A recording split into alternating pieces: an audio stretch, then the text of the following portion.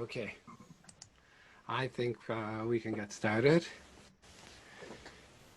So, welcome to everyone, Erev Tov, and I want to thank everyone who's made time in their diaries to join us this evening. And this is the fourth of our sessions in the series Masorti Judaism Up Close and Personal, where we're trying to understand the Masorti world perhaps a little bit closer with more detail than we usually do. Our first three sessions, we really concentrated on what is Masorti Judaism. We looked at different aspects of Masorti Judaism, and now we've started a new unit. And the second unit in the course deals with Israel. And it shouldn't be surprising that Israel is is one of the things that we look at. Israel, of course, is the national homeland, the spiritual center of the Jewish world, and it also is the collective with the greatest number of Jewish people. So almost by definition, anything that happens in Israel has an impact on Jewish communities around the world. And therefore, in terms of the Masorti movement, the things that happen with the Masorti movement in Israel also are important to us and have an impact on our communities. So we're going to take two sessions that we're going to concentrate on the Masorti movement in Israel and understanding what's happening there. The first of those sessions is going to concentrate more on in Israel, the Masorti movement in Israel, where it is, what it does, how it functions, but also what is the vision, what is the Masorti vision for Israeli society, and what's unique and different about saying I'm a Masorti Jew in Israel than just saying I'm an Israeli, I'm another person who lives in Israel. The second of the sessions is going to look at the issues that are playing out in Israel that have a direct impact on diaspora communities. We're going to be looking at the question, who is a Jew, who can convert people, government funding for the various religious streams. How is that battle progressing? Where do we stand today? And where do we see us going on those issues that are so central to us? We have a guest speaker for those two sessions. I want to introduce Dr. Yizhar Hess, who is the executive director and the CEO of the Masorti movement in Israel. He's a good friend of ours and someone we've worked with closely over many years. And we've seen the Masorti movement thrive under his leadership, but beyond his activities in the Masorti movement, he's also a strong spokesman for religious pluralism in Israel and the need for the center in Israel and for the government in Israel also to take the needs of the diaspora communities and the non-Orthodox communities into consideration when it makes its decisions and when it makes its plans. So I'm going to turn over to Yizhar now. He's very competent and able to speak for himself. The session this evening will run as we're used to from our previous sessions. There's interpretation happening in the background. For some reason there isn't, but there's interpretation happening in the background. You should see at the bottom of your screen the ability to choose a language, English, Spanish, or French, and we have the simultaneous translation going on. If you have any difficulties, put it in the chat, and Tehila Rubin will deal with that. Tehila, who's waving now, is dealing with the tech during the meeting. If you have questions as we're going along, please put them in the chat and we'll collect those questions and we'll stop at the appropriate times and allow people to ask their questions and for them to be answered. So without me taking up more of the time, I'm handing over to Yizhar now, who will introduce himself and will be leading the session this evening. Okay, over to you. Thank you so much, Rabbi Chaim, for the invitation, and for you, Tehillah, for organizing it. I'm so glad to be here, so honored. I'm here with Dvorah Greenberg, who works at the Masorti Movement. Dvorah is an educator, one of the finest Jewish educators that I know. She used to work for Ramah for many years, and the last few years, we are fortunate to have her with us in the Masorti Movement.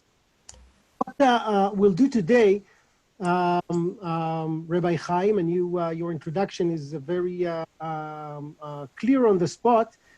We'll be having the first session that will try to teach a little or get you to know more about the Masorti movement in Israel, its structure, its challenges, the vision that we have about the Israeli society from the lens of Masorti Judaism, and some of the successes that we had over the years.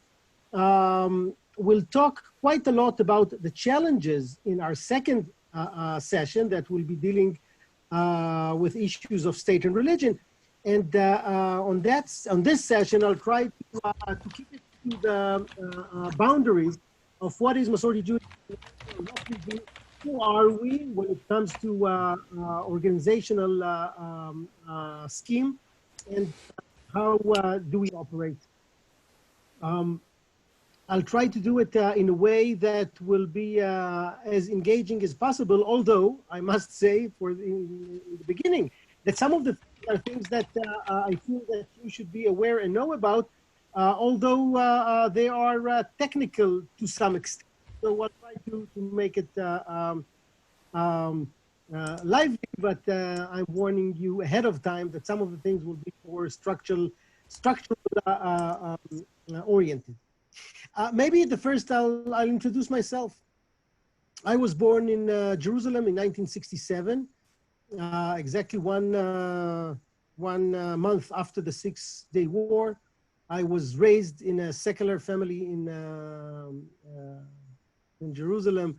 My parents came from Orthodox background, but I was born to a secular household and was raised in one of the neighborhoods in the city as a typical Yeled Tov Yerushalayim, as a typical Israeli. I went to the army when I was 18, like most Israelis, like almost all Israelis. Served in the Army for a year, and then the majority of my army service, I was in the education corps.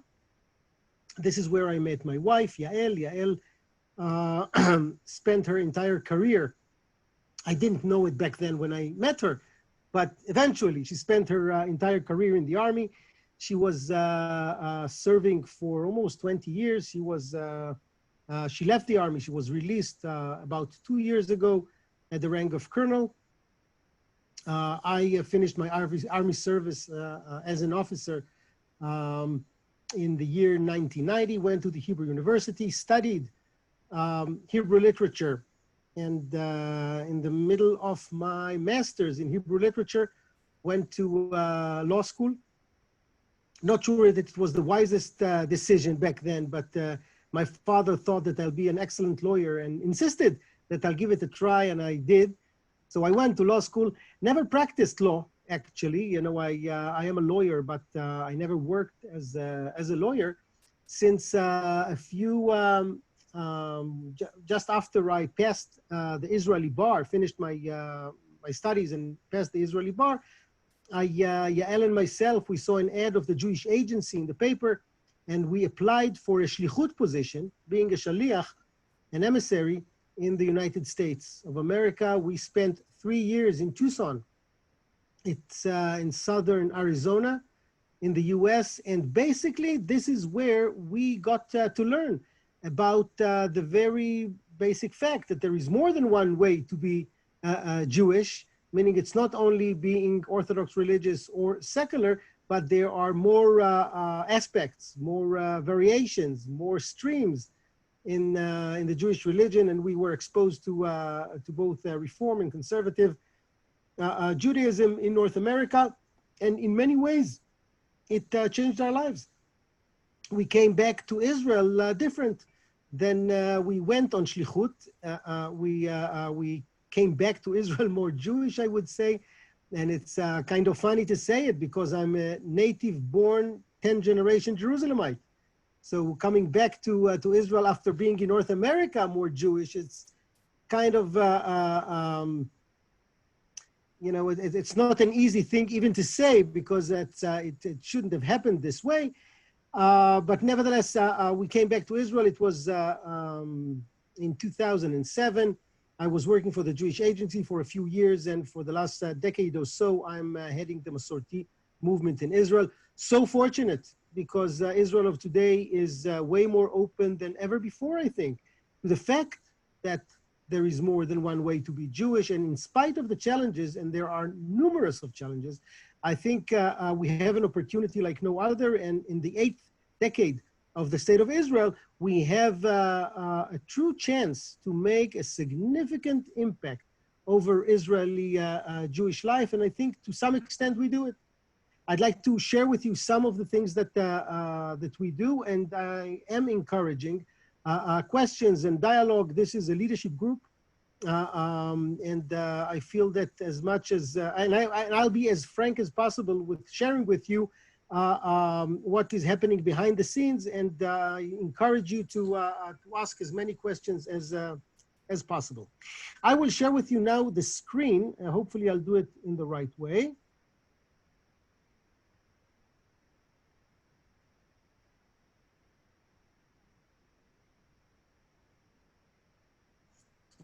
Wait a second.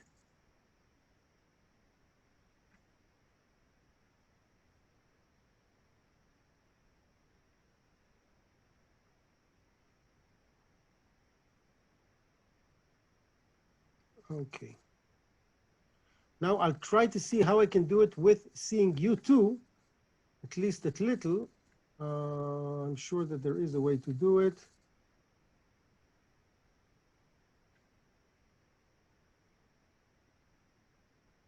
Oh. Okay. I do not see you, but I trust on Dvora that she'll know how to reach me if anything doesn't work. So let's start. The pioneers, you know, the State of Israel was established in 1948, though the first Masorti congregation in Israel, it wasn't called Masorti back then, it was called conservative back then, was in 1944. It was a group of German Jews who, most of them were German Jews who made Aliyah from Germany, but their rabbi was a German Jew that was that graduated JTS. So his ordination came from America, and they convened the first congregation in Israel. It was in Jerusalem. Kehilat Emet ve'emunah was the name. It was a very small synagogue that was located in how do you call it? Beit Meshutaf, a townhouse in one of the streets of Shkunat Rechavia neighborhood in the middle of Jerusalem. It was like the basement of that building, and many apartments of that building, and that was kind of a basement of the building. For a few years, quite a few years, that was the center of progressive religious Judaism in Israel. And when I say progressive, I do not mean that it was reform, but it was basically the only more liberal congregation in the city.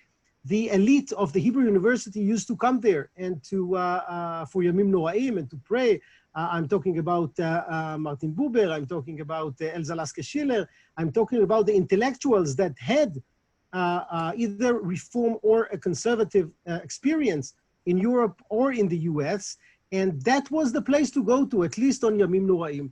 It worked quite well, although due to a dispute back then with the American movement that was doing its first steps in the beginning of the 20th century, that Emet ve'emunah didn't find its place in the cohorts of conservative Judaism. And slowly it became a small Orthodox synagogue. Today, it still exists by the name of Emet ve'emunah. It's in the center of Jerusalem. It's like a little shtibel that operates mainly for Shacharit and Mincha. And, synagogues of that age sometimes tend to change during the years. So today it's not affiliated with the Masorti movement, but who knows? Still, we do remember this kehillah because, they are the pioneers who made it at the first time in Israel.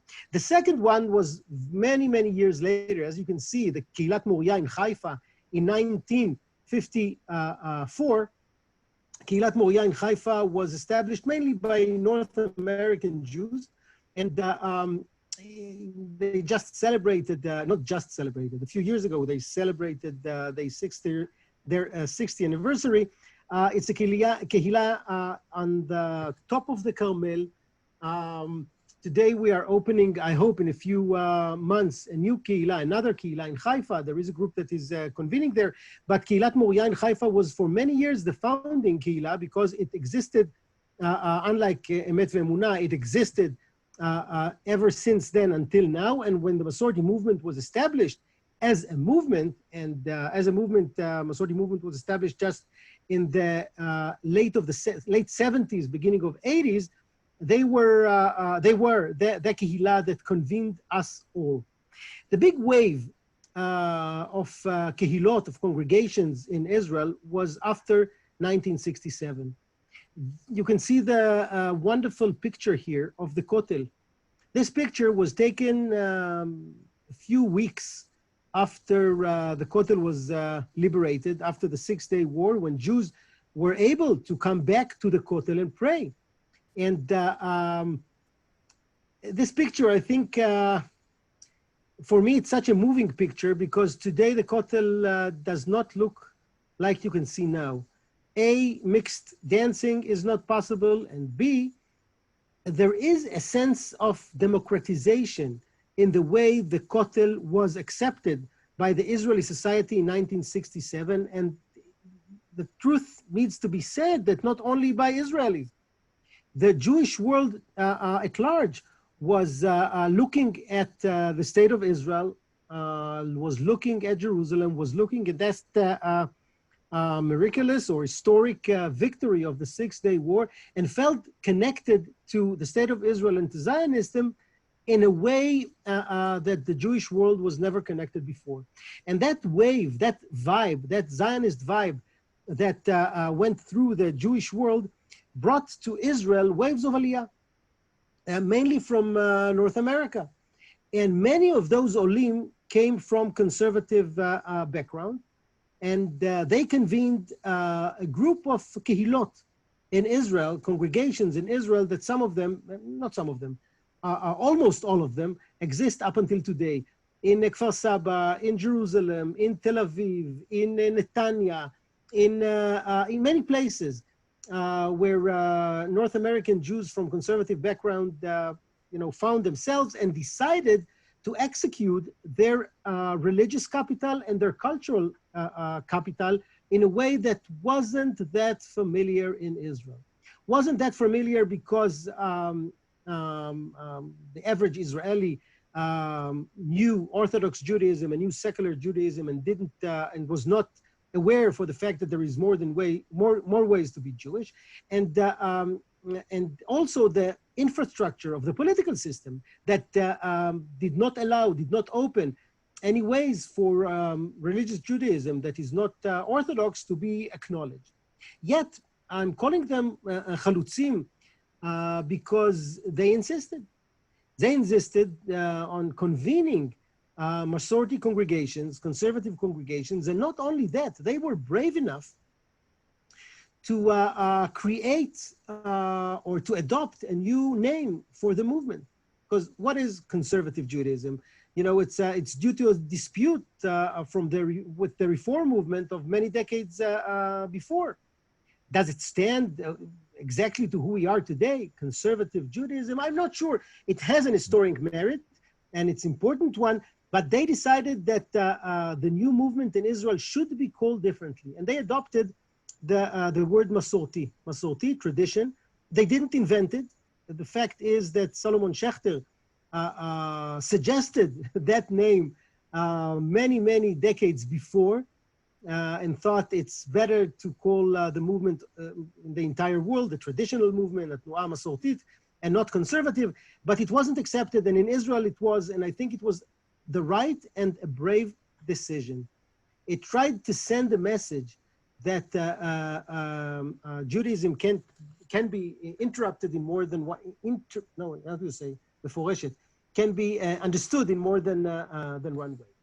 Now, I promised you some technicalities, and since it's a leadership group, I think it's important to put it on the screen also. This is the structure of the different organizations of Masorti Judaism in Israel today. Now, it's important to understand because unlike the Reform movement, we are a movement that is spread to the good and for the not so good things. We are. Yizhar? Yes. Sorry, your screen is a little bit blurry. Can you stop the sharing for a second? And then Yes. when you go back to reshare,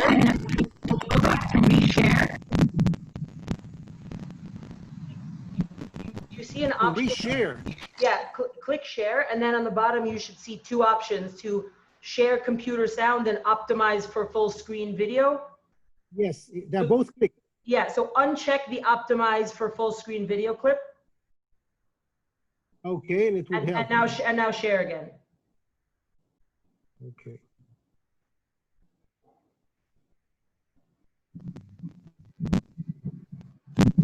Okay, is it better now? Wait. Yes. Eli, is it good? Yes, it's great. Okay, great. So this is the infrastructure. Now it's important because there are some confusions, and I'm not sure it's always for the good. So we do work together, the different organizations, but I would like to touch them and to see how we are structured. So let's start with the Masorti movement. In red, you can see the different departments, the different wings of what we do from the Kehilot wing. Now we hear it's 80, we are 90 now, but still this is one of the pillars in the movement. We have two main pillars. One of the congregations, Kehilot, and the other is Noam. Two of them are here. A program that we are very proud of is Rav Siach. Dvorah runs it. It's a program that deals with connections with Masorti Jews, Masorti congregations around the world, and the Masorti movement in Israel. JPW is Jewish Pluralism Watch. We'll talk about it a little bit later. We will talk also about the Adraba Center for people with disabilities. And we will talk in our next session about religious services that includes conversions and weddings and Britot Milah and Gitin and so on and so forth. We'll talk about most of these things.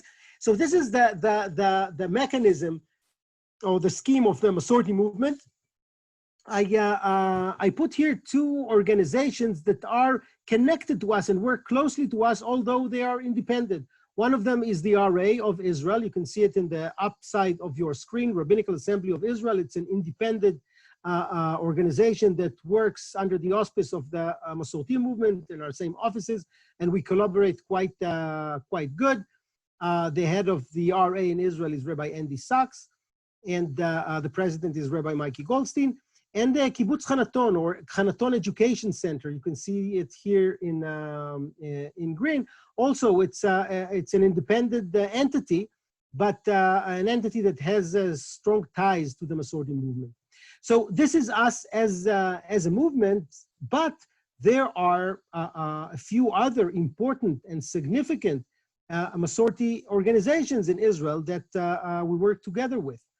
The Israeli oriented one that works closely with us is the Schechter Institute, with the different amutot, the different organizations that are affiliated with the Schechter Institute.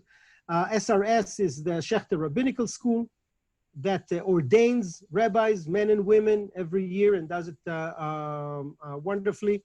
The Tali school system, it's a public school system that has an added Jewish curricula that we we, the Masorti movement, initiated 40 years ago, more than 40 years ago, almost 50 years ago. It's not affiliated directly with Masorti Judaism. It offers enriched and pluralistic Jewish curricula to the entire Israeli society. And if you go to study there, it's not like you study in a Masorti school, but still it has our core value and values, and it is well known and recognized and appreciated in Israel. And I'm proud to say that it's one of the presents that Masorti Judaism brought to the Israeli society without waiting to get any straightforward or immediate dividend. The Midrasha of Shechter, it's an organization, a smaller one, that does seminars and courses for adults in Israel without academic credentials. And the MA program of Shechter Institute is run from Jerusalem, and it offers MA in Judaic Studies. I'm a graduate of the MA program in Judaic Studies of the Shechter Institute. I did my PhD in England afterwards, but my MA, I'm proud to say, is from the Shechter Institute. So these are the two Israeli organizations, the Masorti Movement and Shechter. There are others that work in Israel, but they are not run from Israel. One of them is the Fuchsberg Center of United Synagogue, the movement in North America, the Conservative Yeshiva, and Nativ. It's the one-year course program of the conservative movement, mainly from North America. Both activities are run from Center Jerusalem. The Fuchsberg Center is really in the heart of Jerusalem in Agron Street. It's a wonderful place, and I'm sure that when you come to visit, or I'm not sure, but when you come to visit, you should, in Israel, you should visit there. And the other one is Ramah. Ramah has a branch in Israel. They run a few programs for North American teens and students that are coming to Israel, and they are located also in Jerusalem. So this is technically or schematic-wise who we are. Now let's go to business, to what we do. So we have today 19 kehilot, chavurot, and minyanim. One of the things that I'm so proud of is the fact that in the last few years, we almost doubled the number of chavurot, kehilot, and minyanim of the Masorti movement all over Israel.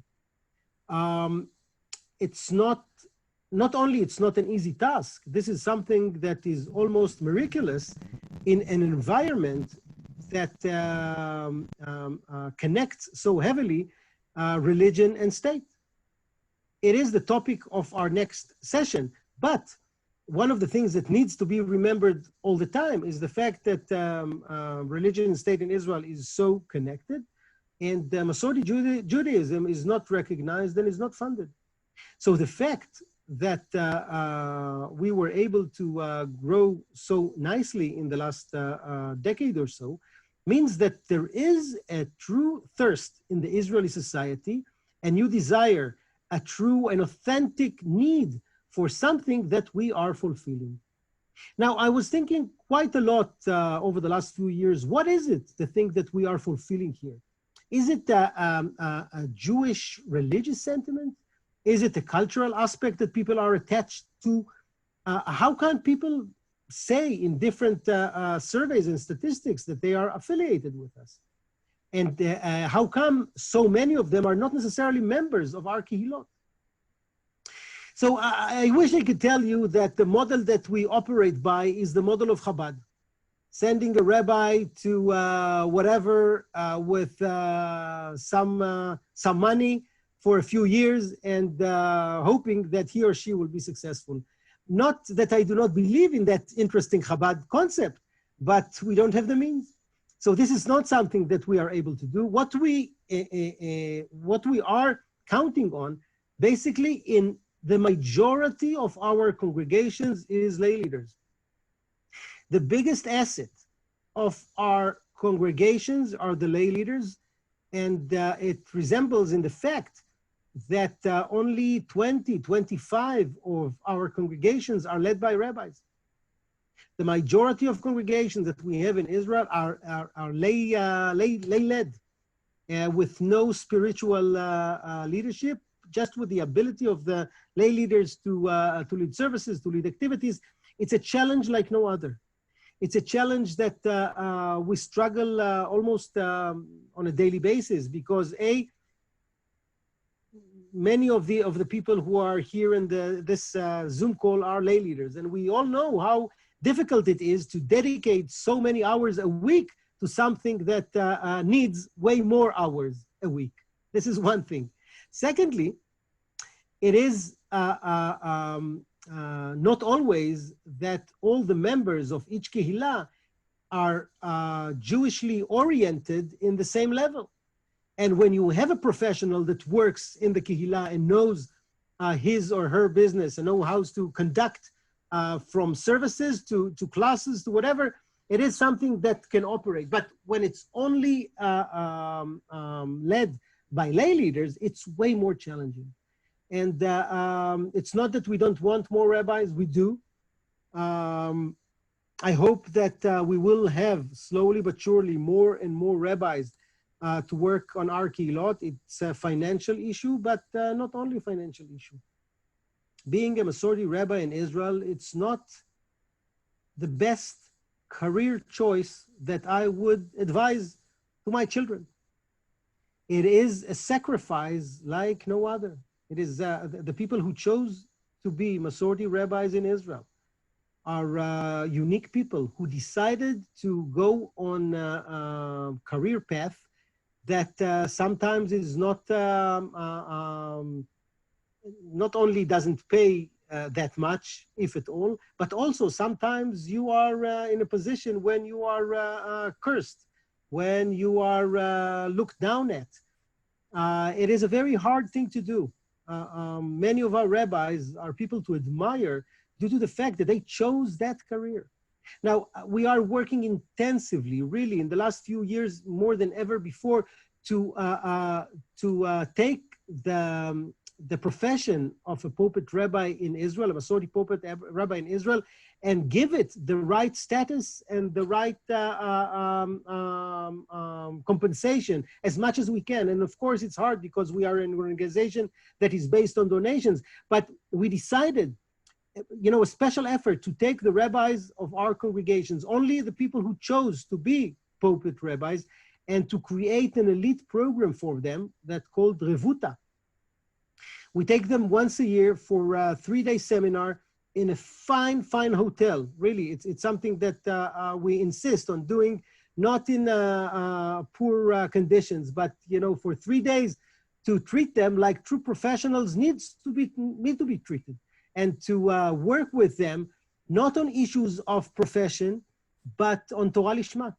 We are bringing the best teachers from Israel, sometimes not for Israel, and spending 3 days of Torah Lishma only to have them feel that we acknowledge the fact that they are leading such a novel effort in the Israeli society. So today we have 90 kehilot, not that many rabbis, only 25 working in them, but I hope that we'll be able to grow more. Our plan for the next few years, hopefully not that many years, to cross the number 100. Just think about how many conservative kehilot we have all over the world today. Being an umbrella of 90, it's quite a number. How many people in Israel feel that or belong to the Masorti movement at large? So I decided to bring here to share with you one of the surveys, a survey that doesn't, that is not the one that gave us the most percentages, but I think it's an accurate one. It was done by the IDI, the Israel Democratic Institute. And I must tell you something before I talk about the data. A few years ago, there was a survey in one of the biggest dailies in Israel. Back then, it was the biggest daily in Israel, Yediot Achronot, and it was right before Rosh Hashanah. And front page, there was a survey. How many Jews in Israel percentage-wise, would go to daven on Yom Kippur? That was the question. So I won't, it's quite problematic in a Zoom to ask what you think, what was the answer, but I'm really curious to think, I know when I ask it to people in Israel, they usually give me quite a high number, but truth needs to be said, the majority of Jews in Israel do not go to shul on Yom Kippur. Only 42% of Jews in Israel go to shul on Yom Kippur. Then the following question was, to which shul do you go to? And on that survey, unlike many surveys before, there was an answer: an Orthodox, a Haredi, Reform, or Masorti, conservative. And we were stunned to learn that by the numbers of that survey, I think it was from the 42, 21% said that they will go to either Reform or conservative synagogue. Now, when you translate the percentage into numbers, we understood that day that 500,000 Israelis are about to be coming to our synagogues on Yom Kippur.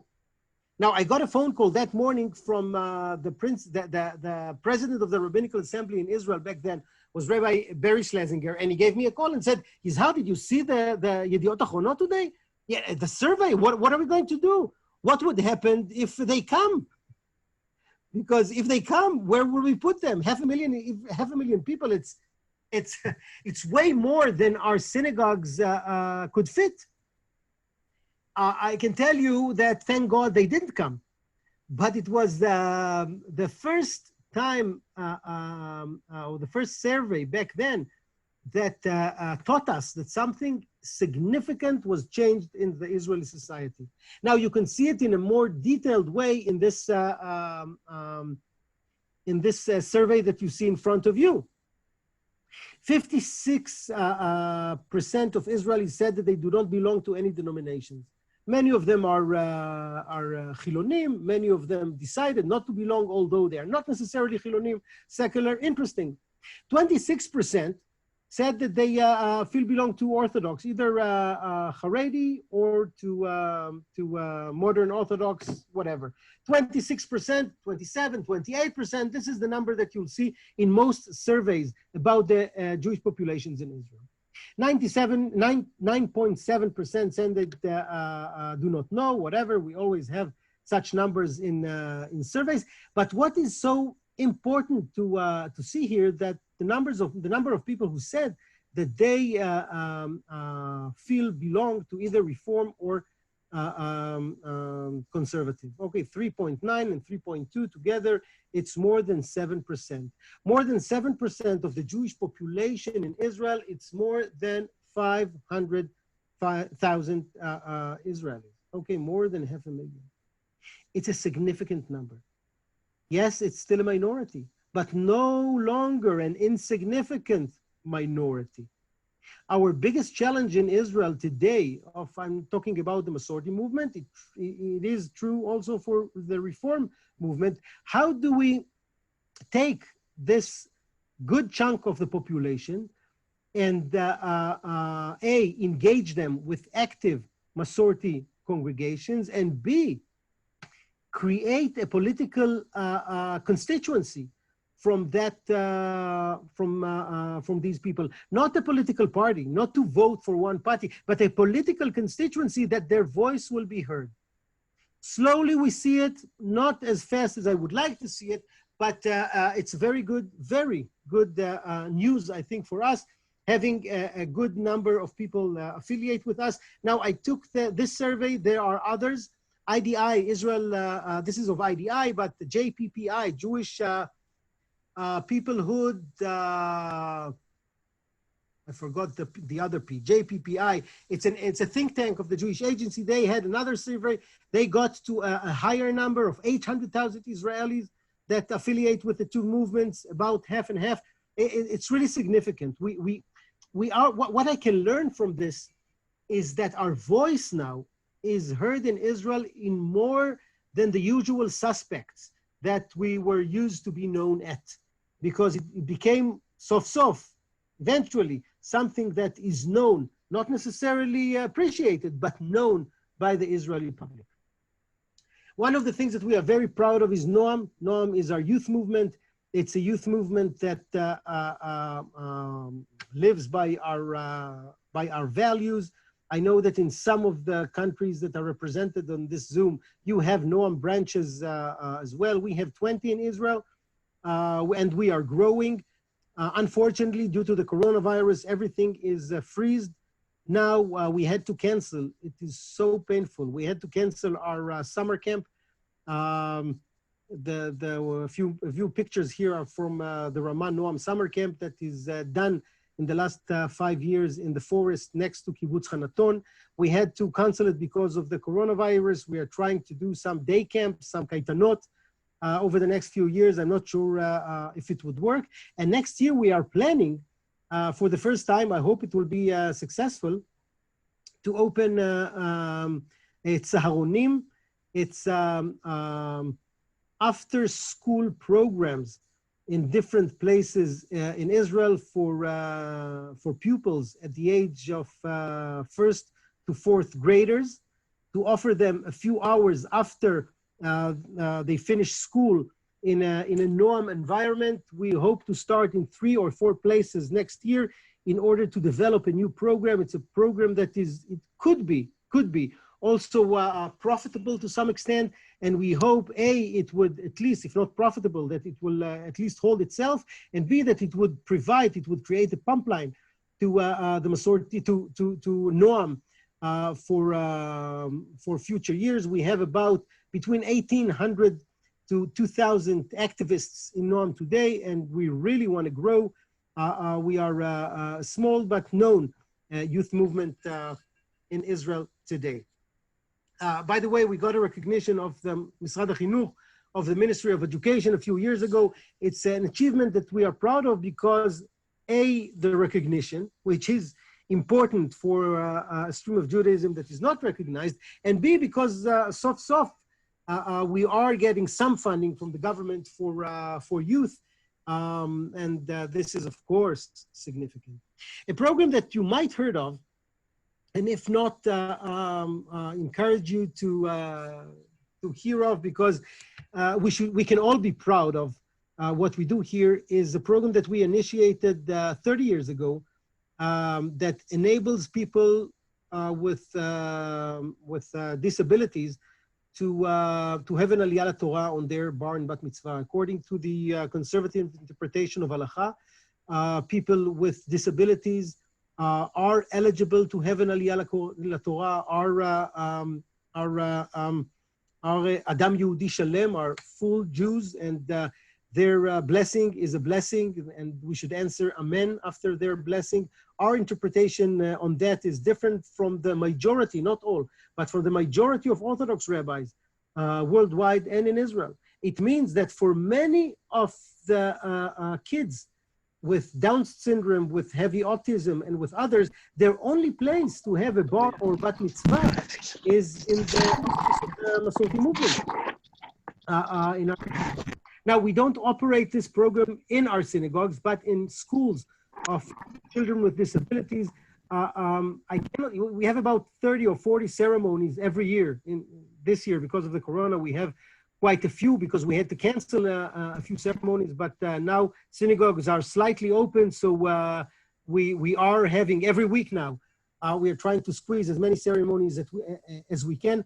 Now, it's not only so moving to be in one of these ceremonies, and there is no one eye that stays dry, but also, watching the parents. For many of them, it's not only a significant Jewish moment, as it should be for every parent when he is taking his daughter or his boy, his child to a bar mitzvah, but also for many of them, it's the only normative celebration that Jewish celebration that they will have. When they were born, it wasn't necessarily a full simcha. Most of them, will not have a wedding. And bar and bat mitzvah, something that many of them never imagined that they would be able to have or to celebrate. And we tailor each and every bar mitzvah. It's a full true bar mitzvah with a special software that we developed that allows every kid to have an Aliyah Torah with a system that knows him enough to enable him to have a proper one. Like either if he or she can touch the screen, and the screen will say Baruch Hu, Et, or with blinking the eyes, or with taking a Velcro, and each one of them is he's expressing the blessing in a different way. And a year ago, we were able to print and to have the software on a special tablet of this new Siddur. It's a Siddur Tfilah Mungash. It's accessible Siddur that has not only interpretation of the words to more simple Hebrew, but also with symbols, also with signs. It is really a state-of-the-art Siddur that allows people, children with disabilities, but also people with disabilities, to use a Siddur. Now, it's not only for the Bar Mitzvah. We had that, it has also a Shar HaBayit, so you can use it for Birkat HaMazon and for Kiddush, and all sorts of things that a child or an adult with disabilities will be able to use at their homes, to be put on their libraries and to take in what needed. And again, the tablet with the software that is attached to it allows it to be interactive in a way that will be meaningful to people that cannot use it, in a printed version. It is something that got quite an attention. It joined already. It won a prize of the joint. It's a breakthrough, and hopefully before the coronavirus, we were working on translating it into English. Unfortunately, all plans now with finding philanthropy to do more good things is limited. So we are not there yet, but hopefully at the era after the virus, we'll be able to have it in English too, because everyone who saw it really thought that this is something that could be used not only in Israel and not only in Hebrew. By the way, this Siddur, it's a breakthrough in the religious world at large. When we shared it with priests and with imams in Israel, at least, they say, "Wow, we don't have it in our frameworks," and it is something that is needed. So to think that it came from Masorti Judaism, it is something that we should feel good to. Our Siddur. I'm not sure how many of you saw it already, but the Masorti Siddur is V'ani Tfilati. 10 years ago, it was printed and it became a bestseller. Now, when we talk about the Israeli society and the challenges and the fact that we are not recognized and the fact that it is hard, yes, it is hard, but I don't want you to feel that we are the underdog. We are not. The fact that we were able to have a joint project with Yediot Sfarim. Yediot Sfarim is the biggest publisher in Israel. To print it with them as a joint venture, this is something that we never thought it would happen. And I can tell you that we have a few moments for a short story. When it was ready to be printed, I remember sitting in my office with a group of rabbis that created the Siddur. And we were just about finishing the job, and the contract with the printer was almost ready. And someone had this idea of, what if we don't do it only by us for our congregations, but if we try to do it for the to be sold in bookstores. And I thought, well, it's a nice idea, but how could we do it? And I sent a cold email to the chief editor of Yediot Sfarim, of the publisher. I'm sure a publisher of that size gets, I don't know, hundreds of emails of that manner a day. And so I was almost certain that he will not respond. Yet an hour later, after I sent him the email with the attachment of some of the pages, he said, "Listen, be tomorrow at my office at 1." One sentence. So we were there at his office at 1, Rabbi Mauricio Balter and myself, and he offered us that deal. Let's do it together. And he said, I feel that the Israeli society is ready for your Siddur.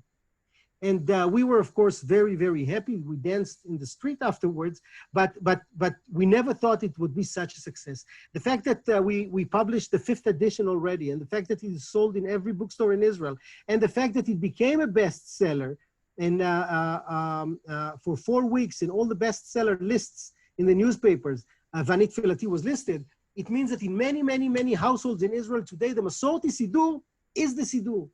And it tells you a lot about something that happens beneath the surface in Israel when it comes to different voices. And I know that it's not easy to get the Masorti Siddur, Vanit Filati, outside of Israel, but I truly encourage you to download the app. We invested quite a lot in creating Masorti Israeli Siddur in the app. This is the name. Go to the store and download it. It's for free. And yes, it's only in Hebrew, so only people who are okay with Hebrew, not only in the prayer but also in the explanations. But you'll be, I think, quite stunned by the solutions that we found for things that were challenging in the Siddur. Like in our Siddur, in Tfilat Amidah, there is a column to say Tfilat Amidah only with Avot, and a column to have Tfilat Amidah with Avot v'Imahot. And how do you do it in an app? It's easy in a printed version, but how do you do it in an app? So you'll see when you download the Siddur, the technical solution that we found with this Vish, that you can choose whether you want to pray in an egalitarian way or not. I think, if you're looking for a symbol for tradition and change in one frame, I think it is so vivid in this frame. 2 years ago, we published our Machzor, Poteach Shar, for Yom Kippur and for Rosh Hashanah. It sold well, but not as well as the Siddur. I had better expectations for the Machzor, but it was good. We are about to wrap up, and I would like to Dvorah to introduce a short clip, and then we'll open for Q&A. We are known for the public activism that we are leading in Israel, from rallying to have egalitarian access at the Kotel. You can see here some of the rallies that we organized, that we led, that we participated in. I wanted to speak more about Kibbutz Hanaton, that we are so proud of. It's a Masorti kibbutz. Not all of them are Masorti Jews there. There are Reform, there are Orthodox, there are Chiloni, but the common denominator, the shul, the synagogue, is Masorti, and there is an education center there, a midrasha they call it today, that leads programs, and very interesting and experimental one. One of the things that we did in the past and that got quite an attention was when we published these ads over buses. It's like Yellow Pages, but took the sages that we all know, but wrote what they did for living. The fact that Rabbi Meir was Lavlar, it's like Hayat, and that Hillel HaZaken was chopping trees, and each one with a profession that they had in order to make a living. They did it aside to studying Torah. And it was as a reminder, I think, to many of the Haredi in Israel that only study Torah and do not work. And our tax monies are paying for their salaries. And it was a very, edgy kind of a publication that got attention. It was on buses, it was on billboards. It was a wonderful campaign that we had a donor that allowed us to do it. I think he created the right discourse back then. I won't speak this time about JPW. I will save it to my next session. I would like to say that in spite of the challenges, as you can see, some challenges, okay, that in spite of the challenges, we were able to make significant change in Israel today. And our voice is heard, our vision about the fact that tradition should be dealt not in a coercive way, but in an open way, and that halakha should not be coercive, but can be understood and adopted and thought of in a more open and wide way. I think that in spite of the fact that we are not recognized, we are able to accomplish. And in order to share with you the spirit, I'd like to have Dvorah give us an intro for the video that we are about to see soon. Dvorah? Yeah. So, hi. I don't know where that noise is coming from. So let's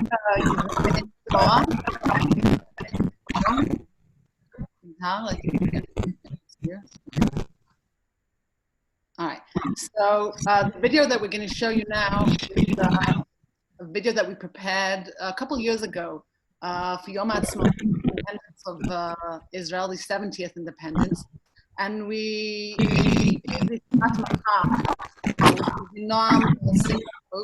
singing this clip, which is basically a combination of three anthems. These three anthems is the Israeli anthem, Tikva, and you'll be surprised that there's actually a debate in Israel, even till today, about is the Tikva the true anthem of the state of Israel. And maybe it's a problematic, and not everyone likes it. In the beginning, in 1998, the religious Zionists requested that Shira Malot from Tehillim, a song of could you hear me? Because I hear a lot of noise. Tehillah, is it okay? I can see that. All right, is how you're muted. All right, so I hope you can hear me better. Okay. So in the video, I hope when we share the video, you'll be able to see it. So it's a combination of the three anthems. So one of them is Bemet HaTikva, which is the official anthem of the state of Israel. But in 1948, the religious Zionists actually tried to promote Shira Malot from Tehillim that we say in Birkat HaMazon every Shabbat, the Song of Ascent, which represents a millennia of yearning for Zion, as the anthem. It wasn't accepted, but it was still a choice that many Jews here in Israel wanted as an anthem. And the third option that came actually more from, I'll say, the socialist side of society was a song that was written by Shaul Chernichovsky, one of Israel's most famous poets. He actually wrote it in Odessa back in 1892, which is called I Believe. Sachki Sachki is how we sometimes call it, but it's really a song that speaks about the belief in humanity and the spirit of man and of freedom and how we all should, this utopian society that we hope would be here in Israel.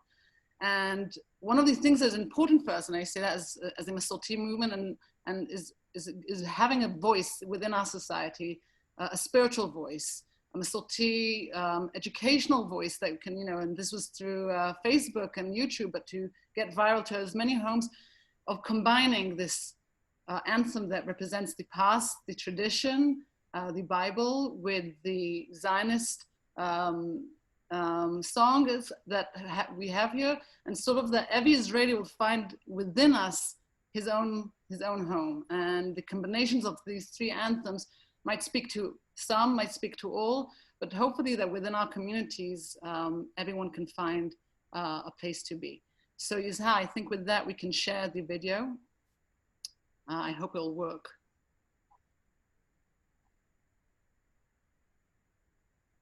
Yeah, and also you're muted, so.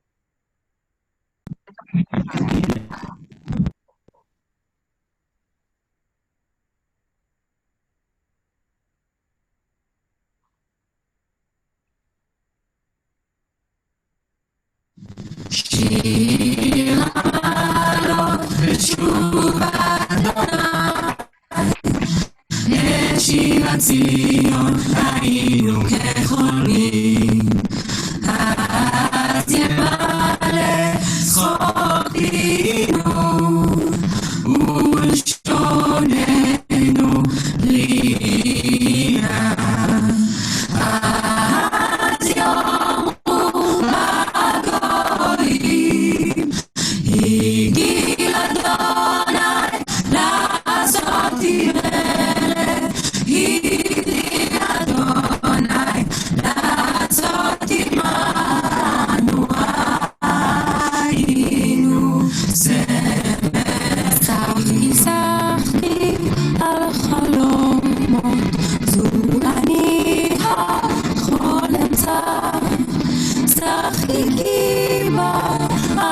מאמין, כי עודני מאמין בך. שחקקי באדם מאמין, כי עודני מאמין בך. ישוב יפרח אז לא מאמין, שוב אדוני את שביתנו בארץ יקום דוד.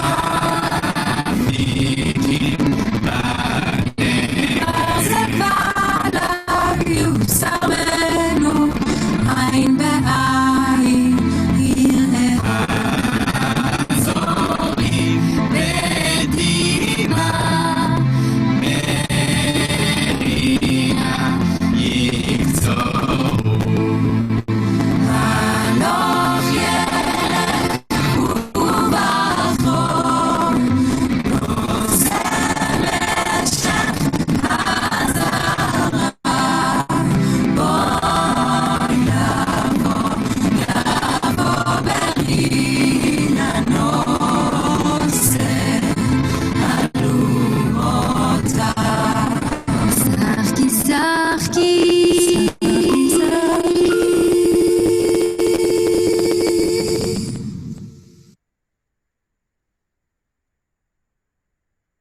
Okay, I know I think we'll, the best platform for music, so I hope it worked. I'm not sure. we can send it to you by video, by email. You can hear it properly. So let's open for questions, for thoughts, ideas.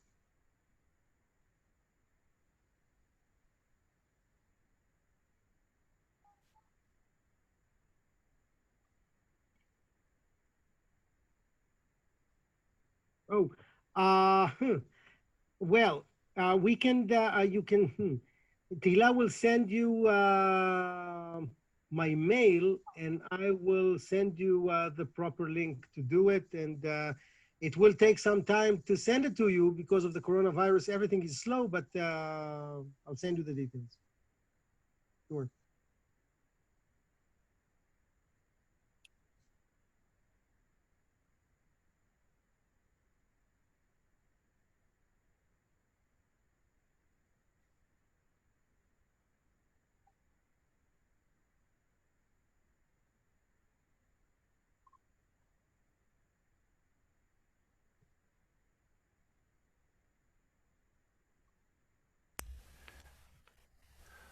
Okay. Okay, so I'll just take the opportunity to thank Yizhar and to thank Dvorah for their contributions this evening. It was really, it was exciting for me just to see how much you're doing and what you're achieving, to hear that we have a book on the bestseller list, to hear that the number of people in Israel who know about our movement, who identify our movement, is growing all of the time. And we hear so many negative things. And the truth is that beneath the surface, so much is happening, and it's happening because of the work that you people are doing there, and it's happening because of the work that we're doing here also. So we want to thank you for the work you're doing, and we want to thank you for the presentation this evening. And I want to remind everyone that this is the first of two sessions that Yizhar is going to be providing, and in 2 weeks' time, on the 21st of July, the same time, same place, we're going to be hearing the second part, and the second part is going to be focusing on the political issues that are so important to us: the question of who is a Jew, the question of government funding, the question of our ability to function as equals, as equal Jews in the Jewish country. And all of those are really big questions, and those are questions that are important for us and for our members. So once again, thank you.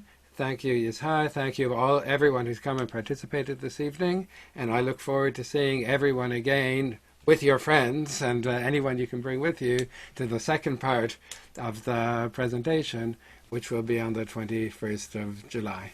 So Erev Tov, Laila Tov, and goodbye to everyone. Thank you. I'll unmute everyone if you want to say hello to your friends. From Barcelona, thank you. Bye-bye. Sorry, I would I have some question, I have a question. personal question. Do you understand? Do you? Chaim, Yes. I have a personal question. she says she has a personal I would question. like, if it's possible, to study in Israel with Masorti, to study in a yeshiva Masorti or other things. The short answer to the question is yes. There is the conservative yeshiva, and the conservative yeshiva teaches with Masorti style, and it also has for the past few years had a French language program also. So it would be possible to study at the conservative yeshiva and also to study in French. This summer the program is going on. It's not like most years because of the coronavirus, but it's available online, and I believe it's going on now. So it started at the beginning of the week, and I think it's a 3-week program. If you send me a message or you send me an email, I can make sure that you get that you can get the details. I can say that it's a program that costs money, but we are offering our rabbis and the JPW to do sessions for synagogues through Zoom. So if you are interested with studying with rabbis or about religion and state, you can be in touch with me. I'll write my email here, and that's something that we can provide to synagogues and communities all around the world, not just in Israel. Thank you. Can I just ask a question for next time? Yes, please. Thank you so much for your presentation today. I'm very interested because of politics in Sweden. Can you just talk next time about what it means, what criteria is used to be approved as a movement? Because I think that's very fascinating to talk about, and I'd like to hear what that means to be approved, and what we do about that, how we approach that. I'll pass on to Yizhar. He mistakenly thought we're done, so he came up. I'll let him know. Yeah, for next time. Yeah. Thank you. Okay. So thank you to everyone, and good night. Bye. Good night. Thank you very much. Bye. Bye. Buenas noches. Buenas noches. Buenas noches, María. A todos. Buenas noches a todos. Everybody. Have a good night. Bye.